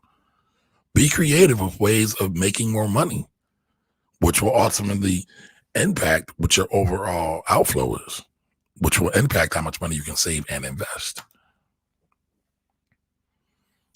Yeah, sure, know that. Blackfire. I like that. I like that. I'm writing that down. Don't nobody steal that. Thank you for that, Jerome. Jerome gave that to me, y'all. Blackfire. Yep. God, how you doing, sir? Happy Saturday. House hacking was called survival when lived in Val. Yeah, absolutely. Yep. Miss Edith, I don't know if I ever sent you that article I wrote on Black Wealth, but that's what we did also as well. And that's what kind of kept us going. All right, Don Johnson says all in on fire movement style of living. House hacking was called survival. Oh, when you lived in California, real estate is high out there. Yeah. Yep. They house hack in this apartment building I live in. I see it all kinds of races in the building. Great that money. Get that money. Get that money. Yeah. Be proactive before the emergency. Yeah. Yes. Yes. Miss Edith, I'm glad you're learning. Usually 9 months of employment. Yeah. So that was my whole rationale about having a year's worth of income. Intergenerational, good idea, Miss Richardson, but I don't get along, my folks. Well, that was my idea. I got it in writing, y'all. I claim my stuff. My folks would rather give $500 a month for a car than give me $300 for rent. Yeah, well, listen, they ain't your folks for that particular thing, and I'm not telling you to dismiss your family. I see some of these videos that say, get rid of your circle, get rid of your family. That's not real either. Melanated Outon. Hey, man, where you been? I missed you. Glad to see you here. Lysandra says you're totally not employable. Tag, Lysandra. Can I come work for you, Lysandra? I'll buy the hoods here in the building. So my 1 year worth of income can't be in BTC. Yeah, you can, because I know Buy the Hood has income streams. I like to refer y'all products all the time. How about gold? I don't want it in fiat. I'll be honest, I'm not the anti-fiat dude. I think people make way too much out of fiat, but that's another conversation for another day. Ms. Edith says, I discussed that with my neighbor last night. I share your information. What do you do if given $1 million? I think, are you asking me what would I do, or what should a person do? It would really depend on what they want, what their goals are. I just would hope that they wouldn't spend it all at the casinos, on shopping sprees. Hopefully they would hopefully they would do right by it for them, right by it for their generations. Doing mine, neither do I. I just got to learn how to be humble and do it. Never feel. Yep. So this is what got me cracking up, y'all. So Buy the Hood, that's Jimmy over there, the Guap Guide. By the way, Buy the Hood, people be asking me questions about y'all. They want to know what the Buy the Hood movement is. I was about to say my friend has money control trademark. Who's your friend? Do I know him? I love it. I love it either way, though. Money master plan. Where's the money going? Love it. Yeah. That's the first step, y'all. Again, we can get fancy. We can get sexy with all the investments, but what does all that matter if you don't have a stable foundation? What does it matter to build a house on a foundation of sand?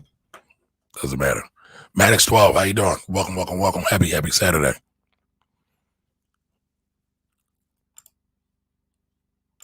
Y'all was saying y'all hellos. Ooh, Laura Elam. What's up, lady? How you doing? Ooh, truth is the truth. Okay, I like that. Thank you. Yeah, you see how they rocking the Guap Guide. Cannot spring your way to being wealthy. No, you can't.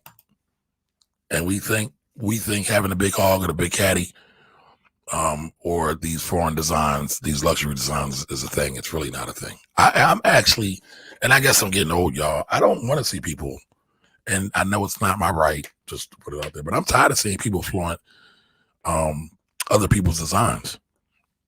Like those designs really help employ Black folks. So Laura asks, what is the software to help yourself to keep track of your money master plan? You can start with Mint. You can start with a simple book. right? A black and white book, one of those composition books. And I like to have my coaching clients write down everything. They can either track all their expenses for the last 3 months, or they can write down all their expenses that they have every day. Every day. Every day. Because again, the thing is awareness. Awareness. Right. All right. So Maddox 12 says I got mine in Mint and a spreadsheet. Excellent. Excellent. I know Buy the Hood puts their stuff in the spreadsheet too. They've talked about that publicly. Killing debt, cut back on investments. I don't understand that when you say you're killing the debit and cut back on investments. Yes, I created a spreadsheet. All right, cool. Danny Bradley, or am I saying your name right? Danny Bradley? Excuse me. I don't like saying names right. Should you save off net or gross? I say gross, but most people do it off net.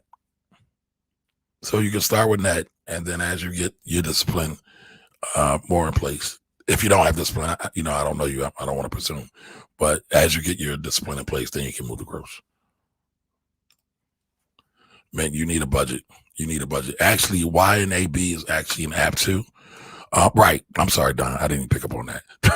So Don is saying Mint and YNAB. So YNAB is also a budget app. I actually should test those out. Maybe I will test those out and bring them back to y'all. All right. So Maddox 12 says work with my mom and dad to come up on a grocer money management system of $600. Oh, a grocery money system of $600 a month. That is for 7 adults. What y'all eating? 7 adults? I need to see that. Or are they all like 60-year-old, 90-pound ladies who only eat salad? But that's awesome. That's awesome. All right, I'm ready. I brought the Savage book from the student loan doctor. She's wonderful. All right, cool. Shout out to Sonia. I don't know if y'all remember Sonia. I interviewed Sonia, and Sonia's interview, I think, is up on my podcast. I need to pull that one out because Sonia is awesome, y'all. Hey, Angela. Thank you. Eating healthier causes me to shop more. Yeah, but if you shop more and you're eating healthier, so like if you increase your quantity, like or your times to the store, but not necessarily eating bad, I think that's a good thing. That's an investment. That's an investment worthy of investing in. Nope, and you shouldn't be proud. You should not be proud. Macedo says, gotta watch the so-called experts. Sad that our own try to manipulate with so-called knowledge. Yeah, it is sad, right? But listen, we also have an obligation. We also have a responsibility to be accountable to ourselves. We like to blame the scammers, right, and the money grabbers. But what are we doing to be responsible? How are we increasing our financial education? The scammers can only scam folks who are ignorant. And I'm not using ignorant in terms of name calling. I'm using it in the way that it's listed in the dictionary. It means a person without knowledge or lacking knowledge in a particular area, right? It's not an insult. At least it's not intended to be an insult in the dictionary. We have to change that. We have to lift our financial IQs. Yes, health is wealth. Agree, we need to fix the issue and not point fingers. Yeah. Sometimes I ain't gonna lie. I get my feelings sometimes.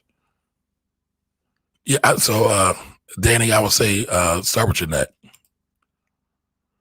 Thank you so much, Kumar. I appreciate you saying that. Thank you. I'm getting hungry, y'all. Need my vittles. You know what, Miss Edith? I shouldn't even give it any energy. You were just on my mind. And while I am a Michelle Obama fan, I don't necessarily subscribe to the when they go high, when they go low, we go high. Also, she said that the context in which she said that was, I gotta remember what it was, but it's been applied to everything, and I don't agree with that. Sometimes you gotta meet people where they're at. Sometimes you gotta be forced with force. But that's a whole other conversation. Yeah, Alvin, she says, act your wage. Act your wage. Who said that? Was it Tracy that said that? Let me see. Who said that? Yeah, I like that. Somebody said that. Act your wage. I like that. That was dope. Yep, act your wage. Yes. For a kid's account or a child's account, you can start with a UTMA account, which is Uniform Transfer Minors Act, or Uniform or UGMA account. Again, UGMA account, which is Uniform Gift to Minors account. And those accounts are accounts that are technically your children's, but the parents get to operate them. And then I want to say either 18 to 21 or the age of majority, the child gets to take over them. The child gets to take over those accounts. All right. Don Johnson says, keep all the investments in your name. I have seen UTMAs go bad when the kid isn't ready for large sums of money. That's true. I have seen that as well. Get the likes up, folks. That talks inspire mindset shifts. Thanks, Yo Paulie. I appreciate that. So y'all heard him. Listen, I didn't pay Yo Paulie, but he's right. Listen, the likes help me to get more exposure, right? The likes help me to spread more positive financial education. All right. That is a good one. Travel savings account. Yep. Listen, I got big plans, y'all. Y'all don't even understand. I was talking to my cousin last week. She was in Colombia, been in Colombia for like the last 5 weeks. She showed me her ocean view suite. And I'm like, man, I need that in my life. Can you imagine? I mean, I'm working throughout the day, and I can just go look out the window and see the ocean. The environment, y'all, plays a big part in our overall mindset. Don't forget that. All right, Sharana says, how often do you suggest updating your budget? So I see you there in your great picture. I'm assuming that's, your spouse, your loved one, your boo, your partner. I would say y'all should sit down and have a money date every week, or at least every other week. Right? Every other week. Go over it. What money came in, what money went out. By the way, since and I'm assuming, I don't know, that could be your brother, right? But I'm assuming, and I'm kind of going to go off it. Folks that are married, folks that have life partners, folks that are walking through life with someone that's special to them, work on y'all money together. I see, and I'm not just talking about the different accounts, but work on y'all money together. Work on it together. By the way, I know everybody loves to say before you get married, you should pull your credit report. Well, guess what? Before you get married, you should also pull your tax transcripts, because I've seen a lot of people get saddled with their spouse's debt. They had no idea. But everybody's so in tune with credit. Everybody thinks credit is so lovely. They think credit is the cheat code, and it can be, but it's not everything. There's more facets to your finance, especially your finance with your loved one, and just your credit score and debt. Give your money an assignment, absolutely. What does APR mean? That's APR means annual percentage rate. Annualized percentage rate. I want to say annualized percentage rate. All right. So if COVID vaccine is required for travel, will you get vaccinated? So I'll say this: I don't plan to be the first people to get the vaccine. I've been tested several times. I've been negative several times. To the glory of Black Jesus. I've seen that they want testing when coming back into the country, which I think is going to be a little tricky. But I don't know. Listen, there's a lot. I drove cross country a couple of years ago with my dad. There's a lot of beautiful places in the United States that I can get to. But I do want to go overseas. I'm tired of Americanized culture. I'm tired of Americanized thinking. I think, the way of quote unquote Americanized thought, this rugged individualism, one is a lie, because wealth truly is a group activity. And you can see that in so many other of the centers of wealth, whether it be 1%ers, whether it be corporations. When you look at a corporation, let's just take that, right? The corporation has a board of directors. That board of directors is bringing some type of value to the table. They are helping that corporation move forward. That's a group economic activity, whether you realize it or not. When we are putting money into a bank, into deposits, that is a group economic activity. When you are putting money and paying your deposits, paying your premiums at an insurance company, that's a group activity. It may not be a group activity that is benefiting you, yours, your family, and your community, but it is still a group activity nonetheless. But anyway, I want to go to some other places and see some other things, y'all. That's all. The money needs a place to reside, a job, a place to reside. Did I say that? That might have been a rhyme, y'all. I got bars. Oh man, maybe I missed my caller. Maybe I should have been a rapper. If any of y'all remember Daddy's Little Girls with that was a Tyler Perry movie, probably my favorite Tyler Perry movie. My man said I'm a 40-year-old rapper. I'm 40, shorty. So I could be like a 40-year-old rapper. Not.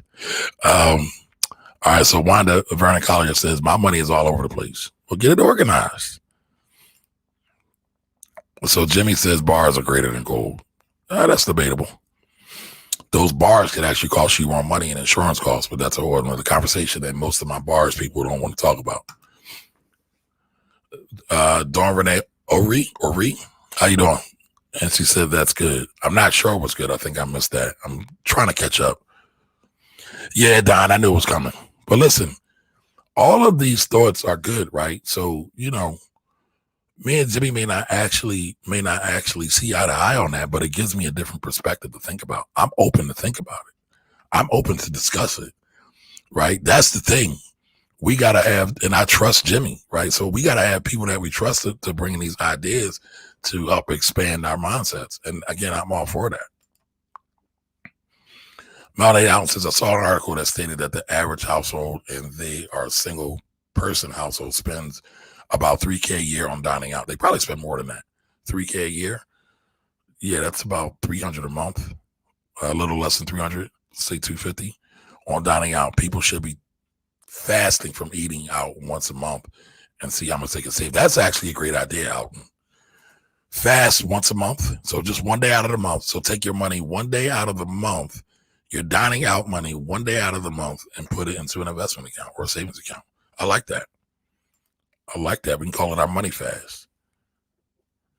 Right. Revolutions don't last. However, evolution does. That's what thank you, Dawn. Yeah, they don't. And I, before I got confronted with that piece, I was like, we need instant change. And oftentimes we do need instant change in our lives and doing some things. But often, though, it's better to move slow, deliberate, and steady and consistent, right? That's oftentimes better than just trying to move fast all the time. Tricia, right? Just get started. Yep. Mount A, powerful, fast. Yeah, absolutely. Yeah, I got kerosene stories. Yep, I do. Don Johnson says, I still can't afford Jordans. I can only afford Nike stock. Hey, I ain't mad at that. I'm not mad at that. So Jody's asking me about who said that about 401k. So I made a comment that there's a lot of people out here making goofy 401k comments, and they say 401ks are bad, and that their costs are out of whack.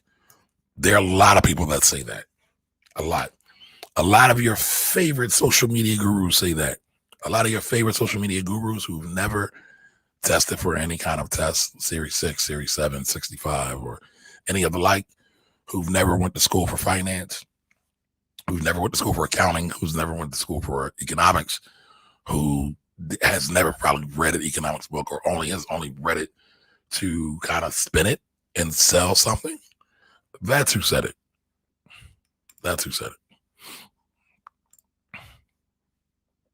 All right, I like that. Jody, I'm going to send you the video I did about buying Nike stock versus Jordans. So if you do own a pair of Jordans and you don't own Nike stock, you are indeed hustling backwards, folks. And you can say that about a lot of things. I'm see if that's dope. I'm sure it's a pack of lunch most days. But when me and the missus decided to not eat out for a month, we did notice we saved about $400. Yo, salutes to you, Alton. That's dope. That is dope. My why has always been to enjoy my life with my children. Hey, that's a great why. But y'all should be thinking about y'all why.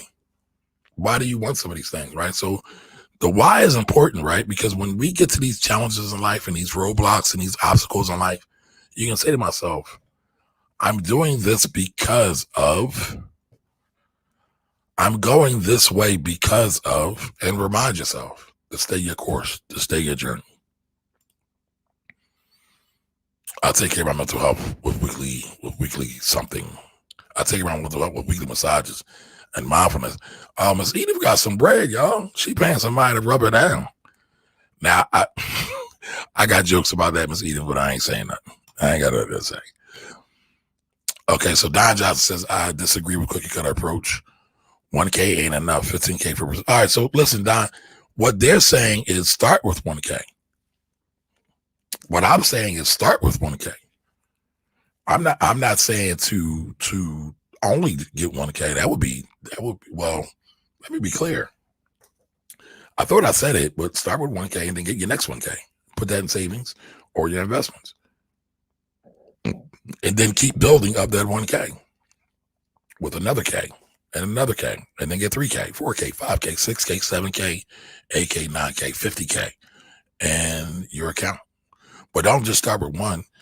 And then Don said 15% for retirement will have you working until 70.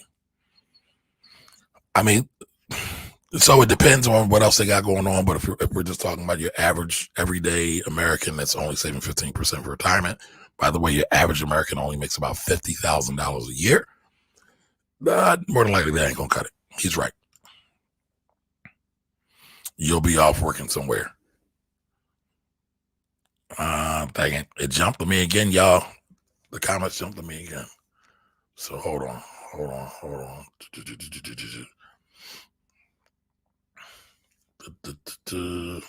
right, there we go. All right.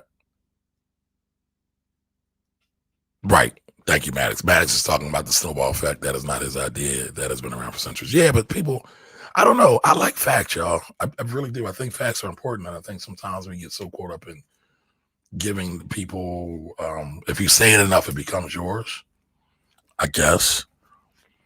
Like if I say buy the hood, the movement, buy the hood, the movement, buy the hood, the movement 5 times, it becomes buy the hood, the movement, it becomes true.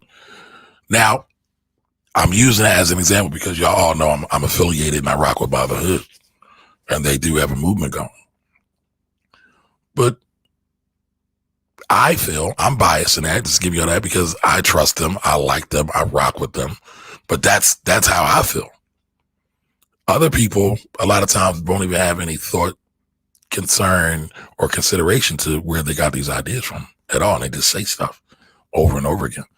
I mean, one thing we learned with the orange orangutan in office is if you repeat something long enough, if you repeat a lie long enough, it becomes truth to the uninformed. It becomes truth to the uninformed. That's probably the addition I need. All right, so I hope I'm saying your name right. Omari Coke. Really appreciate the session. Good timing for 2021. Yeah, we're going to get back to the basics, y'all, because the basics are really where the jewels are. So we're going to talk about where the money resides, y'all. I hope I don't get in trouble with my man who he said he's copywriting this. So paying yourself first should be written in your budget. Absolutely. So when you get that $1,000, right, when you put it on your budget sheet, right, you have income in $1,000. Next part should say, pay yourself first. Pay yourself first. Savings, $100 at a minimum. The more you can save, the faster you get free. So it's like right now you're in slavery and you say, you know what?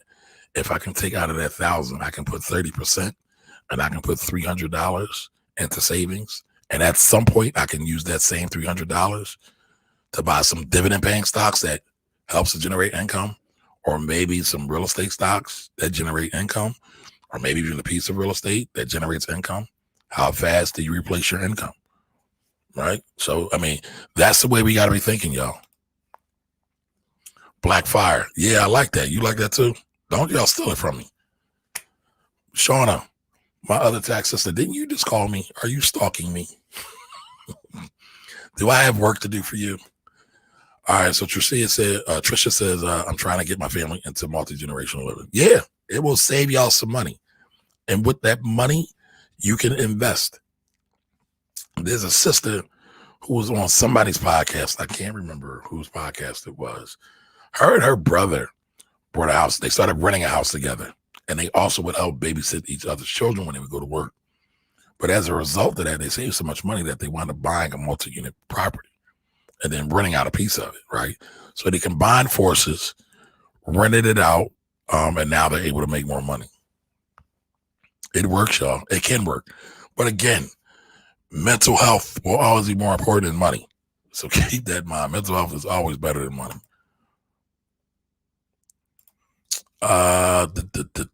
So you never heard of that before. All right, Alan, I'm going to fix that. I'm going to fix that. Give me 1 second. 1 second. So I wrote a piece about Black wealth, about some possible solutions to Black wealth or the Black wealth gap, because I really get tired of people always talking about the problems and never presenting any solutions. And I will say that sometimes you need time to study the solutions or study the problem to get to the solutions. I don't think these solutions are that hard to really come up with. So I just shared in the chat a piece I wrote about 5 years ago. I said I was going to turn it into a book because I have a lot more to say about it. But it was just the guide to Black wealth. So check that out. And anybody else who wants to check it out as well. All right, so greet Alton. Alton, you might have not heard about it, but you've seen it. So back in the day, let's go to the 60s and the 40s and the 30s and the 20s.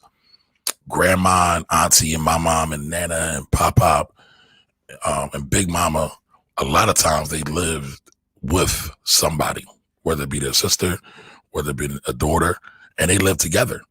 And it allowed them to save money and do some things.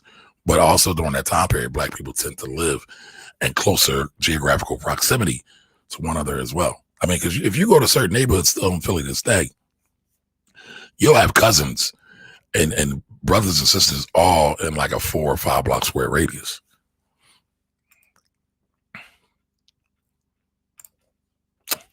By the hood, I hear y'all talk about options sometimes. So y'all have a course. They do have a course. And I have a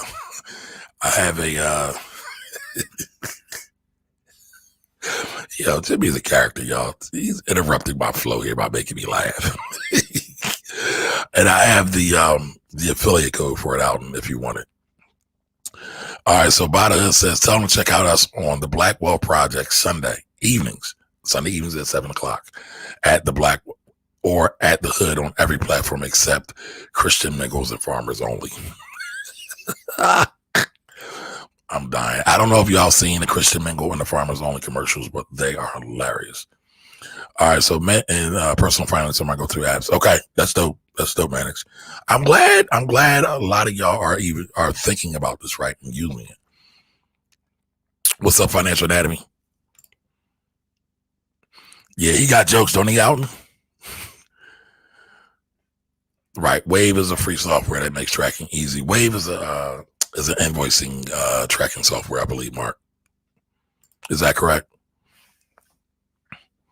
Yes, Mint is pretty good. Listen, my only problem with Mint, and I get it though, Mint is going to hit y'all with a lot of ads. Like the ads are heavy.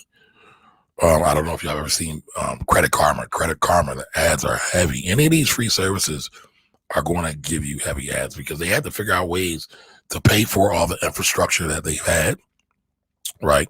They got to pay. They got to find their way to make it profitable for them. So I get it. All right. So Dawn says, kill debt, cut back on investments. No, increase investments. That depends. Oh, you're responding. I got you. Kill debt, cut back on expenses. Oh, that depends. That depends on the type of debt, the cost of, and the person's DTI. So DTI, y'all, is debt to income ratio. DTI plays a big part in getting a mortgage for a home. Oftentimes it plays a big part in getting a credit cards and things like that also. Yep.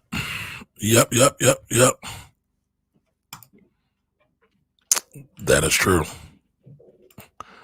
All right, kill that. Are we that the same thing? Investments are right. So investments are your friends and will grow your tree, grow your money tree, and provide shade and shelter when you need them. That is facts. That is facts. You can put all your accounts in it. Yeah, we're still talking about that. All right, so Sharana says, what can you see on the tax transcript on your partner spouse? You can see if they owe taxes. You can see if they owe the IRS. You can see if they're in trouble or not. Yes, Sharana, experiencing another culture will change your life. I agree. Yeah, I want to be a world citizen. Being an American citizen means nothing to me. So Don Johnson says they haven't forced the COVID vaccine on the military yet. Yeah, but it's probably coming. Just like all the other vaccines many of y'all have to take. Financial, and listen, I am not the vaccine Nazi either. So I'm not anti vaccine. I worry. I am concerned about the timing of some of this stuff. That's all. All right. So Financial Anatomy says take that mentality and apply it to getting food delivered to DoorDash, Uber Eats, etc. What do you mean by that? Expound on that, Financial Anatomy. Yes, and Nike pays a dividend. Yes, it does. Yes, it does. I did a video a couple years ago called "Will Kaepernick push Nike stock to $200?" And we are almost there, folks. So our prediction is coming true. I think it's going to get there faster than not. Oh, right. But to be fair, Don. So Don says the 1K was in terms of DR plan. Y'all know what DR is, right? So to be fair, he says start with 1K. To be fair, that wasn't the final destination. Now, I want y'all to be careful with these REITs. Be very selective with these REITs. A lot of these REITs are closing down. People still are not getting and paying rent in a lot of these REITs, so be selective. Some of the REITs that I like right now are healthcare and medical REITs. Many of the data storage REITs, I think, are a bit overpriced, but they are still a good place to look at and monitor for potential investment.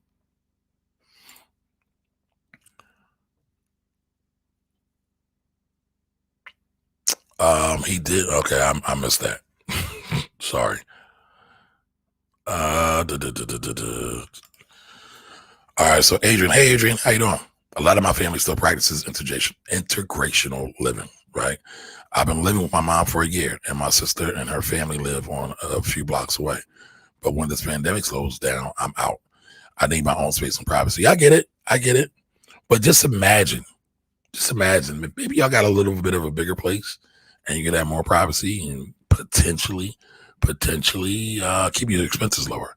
But every situation is different. In terms of stop eating out for a month to see how much money you can save, cut the delivery apps out too. Yeah. Oh, I got you. Thank you. No, is that right, Don? Hank Aaron took the vaccine. By the way, rest in power goes out to Hank Aaron, one of the best baseball players ever. That's sad if that's true. I got to look it up. I hope Nike goes to 200. I'm holding a long-term option play. All right, how long? You got a leap on it, Dawn? Talk to us. All right. Rock Graphics, how you doing? Let's see here. So Tracy says FPU some time ago, but I found it hard to stick with. What's FPU?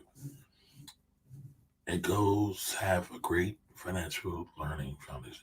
Oh, I know what FPU is. Got you. It does have a great.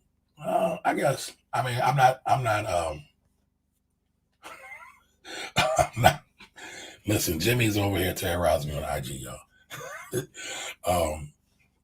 I get it. Listen, anytime you can save money, anytime you can reduce debt, that's a great thing. But the question again is, what is your why? So anytime you get away from what is your why and to just saying all debt's bad, I don't know. When used responsibly, people can use debt and make millions, if not billions. So, all right, Dave Ramsey doesn't set people up to build wealth. And he pushes a one-size-fits-all strategy, right? So I say Monica Thorpe says that. I said cookie cutter, but yeah, one size fits all. Miss Isms, how you doing? Welcome, welcome, welcome. Tracy Bill says, yes, house hacking can work. Monica Thor says, I don't like men. I use Checkbook and Google Sheets. I use Clear Checkbook and Google Sheets. So is Clear Checkbook in the app, or are you just talking about you clear out your checkbook when you reconcile everything? Medicine and Mortgages, how you doing? Welcome, welcome, welcome. Tom P87, welcome. The Kaizen Investor says you got to do your digital due diligence. Scammers know who to scam. Yes, they do. They know where the money resides, y'all. Right. Monica Thor said, act your age. One of your 4 rules. Listen, Monica, I ain't trying to take your rules now. I don't want no problems. Kokadine, I think I'm saying your name right. If I'm not, correct me, and I apologize up front. I am so grown. How are you doing? Kay Lander says, tired of Americanized food. I hear that. Leo Lady. Monarch Butterfly. What's up, Monarch? What's up, Chandra? Last week I was on Chandra's show, y'all. Chandra has the black and white cookie show. Chandra, does that come on every Saturday? Dill Finding Diva, what's up? I'm keeping the tradition going. You got me on a whole wave now. Last week I had Dill Finding Diva on. She finds all kind of deals, all kind of side hustles, all kind of coupons out there in the cyberspace. Check out that interview, y'all. It was pretty dope. Sherwin 1906, how you doing? All right, so it's 2:00, y'all. I ain't had no vittles. I ain't had no food. I hope everybody is good, but I was about to go. I was tired. I was hungry, and I got more work to do Saturday. I'm trying to get ready for tax season because everybody want their tax refund, even though it's money they save all year long that the government saves for them forcefully, usually. And they don't really need it. They wouldn't need it. They wouldn't care about it if they budgeted properly. So ask yourself, why does everything go up around tax refund time, tax season time?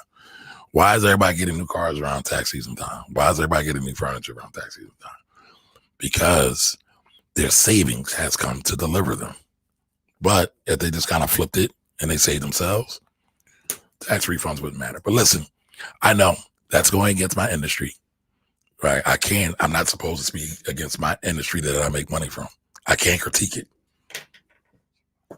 But anyway, folks, listen, let me know what y'all think about y'all budgets. If y'all been doing y'all budgets, if y'all got any value from this show at all, we are going to continue on the vein of budgeting and basic money management tips going forward for a little bit, just for a little bit. But let me know. Tell me what you think in the comments. Also, do me a favor. If you like this show, like it, like the video. If you're on YouTube, subscribe to the YouTube channel, please. If you're watching me on Facebook, be sure to go over to Kamari Ellis, the Finance Rebel, and like the page. Charles Hepburn says, loves your content, man. Hey, I appreciate that. Makes me feel good. Because some days I'll tell y'all, I've told y'all this before. I don't know if anybody's listening, but I do it. It's kind of a mission for me. I'm on a mission, so to speak, to bring more financial education to my community because I don't see enough of us on the big screen. I don't see enough of us on the radio. And I'll be honest, I really don't see enough of us having real financial conversations and dialogue that really matters in a big enough wave. All right. So again, I appreciate everybody. Make sure to like, comment, subscribe everywhere. And I will be back on Wednesday. Matter of fact, I'll be back tomorrow, right? Shout out to By the Hood for reminding me. I will be back tomorrow with the Blackwell Project at 7 p.m. You can find us at the Blackwell Project. Tomorrow we are talking about One Night in Miami. So if you've seen One Night in Miami or have not seen One Night in Miami, be sure to check it out. It's a great movie with a lot of political and social commentary. And I want to know, and we want to know what you thought about it. So we'll see you over there again, the Blackwell Project tomorrow. But for me, I will be back probably next Wednesday because every Wednesday I do Wealthy Wednesdays at 8 p.m. Same Rebel time, same Rebel channel. So have a great day, everybody. So long. Bye-bye.